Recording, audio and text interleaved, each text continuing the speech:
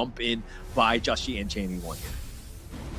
My concern about Haku on this global attack is I hope that he doesn't repeat the same mistake that he did against the BTR match, where he overextended and overcalculated his ability to tank, which resulted into him being in a difficult position, I would say. So for this game, if he's the solid tank of the team, if he's the anchor, and if he can survive some of these strong damages coming in from Blacklist, then you might see a solid formation being formed by Nongshim RedForce. But that's Nongshim.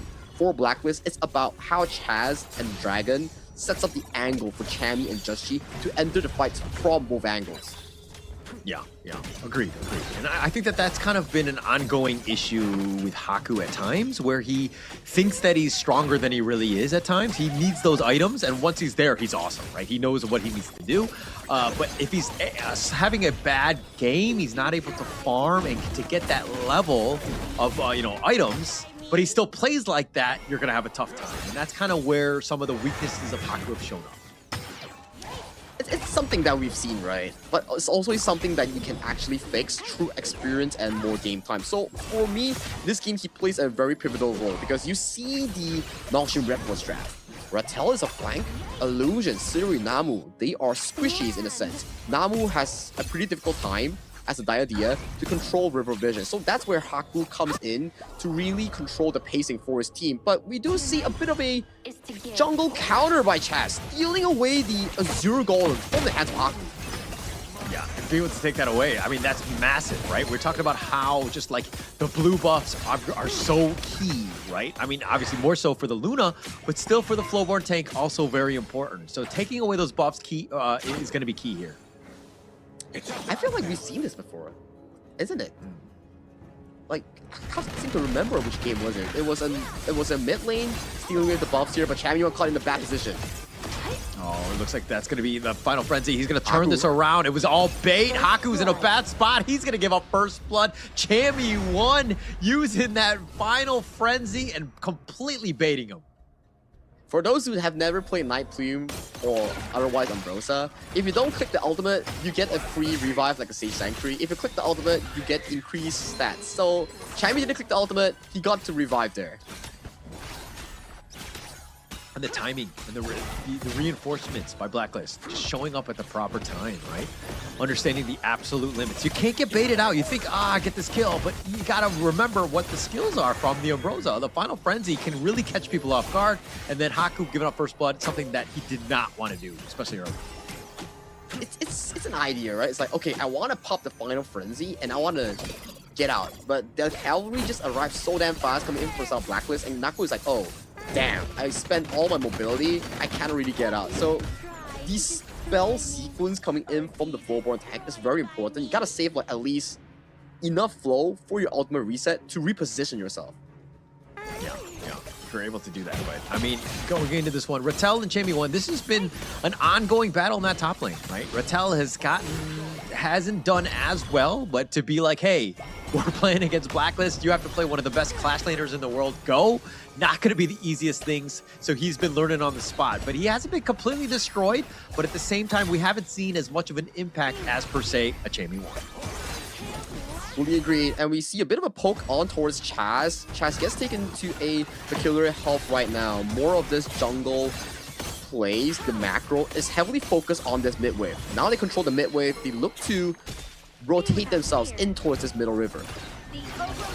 This is going to set things up for the Tyrant. It was all about a little bit of a skirmish. The Wings of Judgment, the Rage you see was used as well. Chaz dashes over the wall. He's going to be fine. But Haku is continuing to just go in with this. The board has been laid out. Haku is at about half. Needs to be careful. He gets a Heart Link on. The Tyrant is at about half life at this point. Siri trying to take this one down. Nongshim are in position.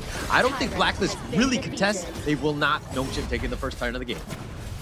They're just stalling time here, but look at for set the coming truth. in. They find Chammy1, the final frenzy. They're going to bounce him around, and he will survive. He activated this time and showing you the absolute limits of this Ambrosia. The added movement speed to dash away towards safety here. Look at Rattel 1v1, gets executed. This is a cause and effect. Because Chammy survived that mid play, Rattel had to commit that flash to set Chammy, right? So when he walked back towards his lane, he got caught by Justy, and look at the bot side. Oh, they tried to dash away. Siri, though, under the tower, they don't really have enough. Now, Golden Kite going for the soaring signal. He trades his life away, but he got the kill first. So all in all, a positive for Blacklist. But now, look at this. With that play alone, the stall on towards the Tyrant, it pulled so much time for Just G to pick up resource on towards the map, pick up the kill on towards Ratel, that top turret, teleport down for a wave, and buff. Right now, he's almost 2 levels up against his enemy jungle counterpart Haku. Yeah, he's done a great job, right? And Just G, this is why he's scary. He's not really on the map right now because he's so busy farming, but he's just completely outclassing Haku. But, you know, the Flowboard take isn't the fastest of farmers, so this is a problem. But the Wings of Judgment, nice little truth on, and Just G's in a bad spot. He's going to go down. They get the nice little kill. Yes, they didn't hit him off the backboard, but that was enough to reposition, getting that kill onto Just G early.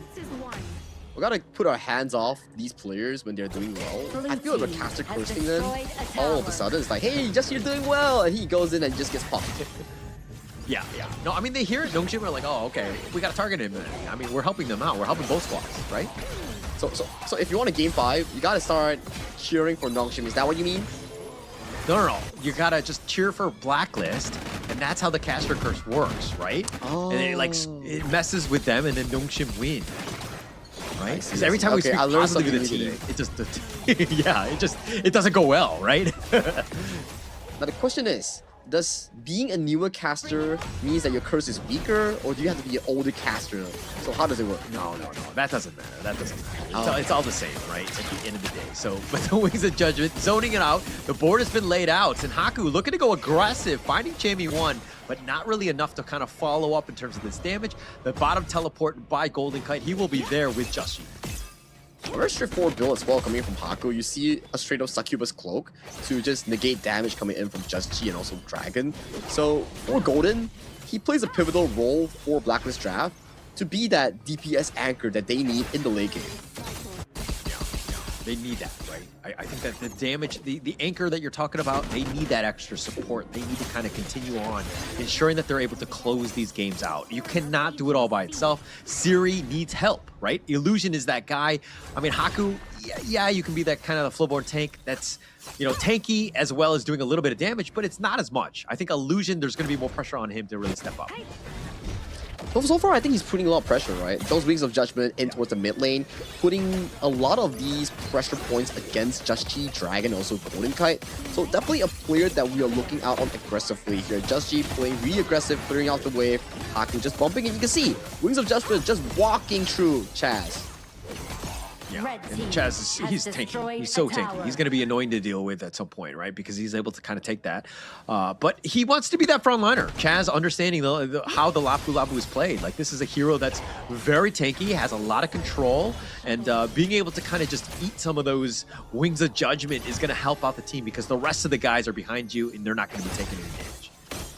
With how the game is progressing thus far, I do think that this game will boil into a very pivotal 10-minute shadow objective fight.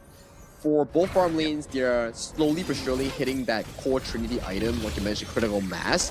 And for these side lanes, they're trading very aggressively. Bot side though, Just G gets tagged, Raging Sea on 2. Nice. Oh, Raging Sea was on to 2, but now Illusion, he's gonna get bursted. The board has been locked in as well, and Just G is doing some serious damage with this point. I mean, they don't really have much of a chance on this one. Golden Kite with a double, but the biggest piece of this one, Blacklist International, have 3 members down from Nongshim. They've done everything well in that team fight. It seems like they want to go for the game-winning push here. Minions are approaching towards this bottom side. With 8 seconds on towards the clock, they will take this bottom tier 3 and look to get more resources, pick up the bombs, pick up the remaining outer towers, and set themselves up for a crucial 10th-minute team fight. Yeah, T3 before the 10-minute mark, absolutely huge. This push from the bottom lane is going to be annoying for Nongshim to deal with. They're going to be very handicapped in terms of movement, trying to get outside of their own base to kind of defend or even take out another big neutral themselves.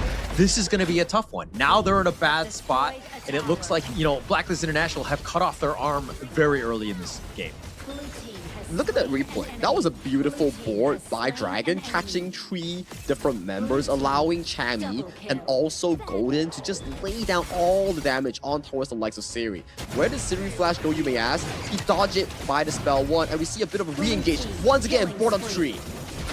Oh, Namu, he tried to be aggressive, but Dragon actually baiting him out. Chaz with the Raging Sea actually finding him. Concert Yui, Siri that is trying to outfight this one, and he's going to be picked off. The final frenzy is real by Champion 1. Being able to bait that one out. Dragon had been killed already, but they find Rattel and Blacklist International with a bottom lane wide open off the quadra kill of Golden Kite. Will take game number 4, and it was very quick by them. They do it in sub 11 minutes. That's exactly how you want to do it as Blacklist International.